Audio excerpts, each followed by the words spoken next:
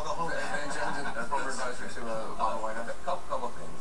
I first of all thought that Ryan acquitted himself very well.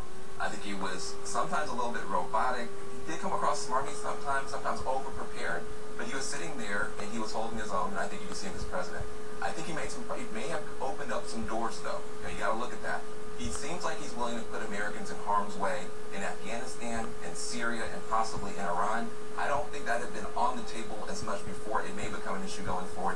The other thing is he did not say that abortion would not become illegal under this new administration. So I think that if they win, so I think he may be a problem for him. On the other hand, for me, for Biden put a lot of fact checkers out of work. He was fact checking right there in real time. I thought that was awesome. I was proud to be a Democrat, and I thought the debate overall with American politics at its best. That was what you wanted to see, President I Obama wanted to see the fact checking. Hey, why have 1,000 people tomorrow talking about it? He was fact checking on the spot. I think that's what Democrats needed. I think Democrats really needed this performance. This was not for the independents. This was for the faithful to get back in this fight. I think he did that tonight. So it energizes Democrats. Energize the base. You know, one thing that I was disappointed on, though, is that the moderator, Martha Raddatz, talked about the economy a lot, but it was Afghanistan's. It wasn't ours. You felt too much on foreign policy. What do Americans care about? We've got a country we fear on the precipice economically, and we ended up with a very interesting and informative and productive debate, but mostly about foreign policy.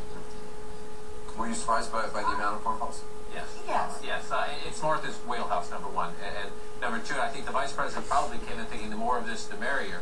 Although the Democrats wanted to score more points, talking about the Ryan budget and taxes and the 47%. I do think an election overwhelmingly about the economy, it was a bit surprising. So much time was spent on foreign policy. But again, I think elections are about choices. And Americans pick presidents, not vice presidents. So this is not going to move. That's no disrespect to the vice presidential candidates. Americans pick a president. Again, I'll go back to the 88 example. Dan Quayle did not have a good night on this night in 1988, and his boss won 40 states. So don't think there are states that debate out there. Tonight does set up next week's debate quite well. It sets up the debate quite well in the sense that Paul Ryan did nothing to undermine the conservative enthusiasm. The polls, you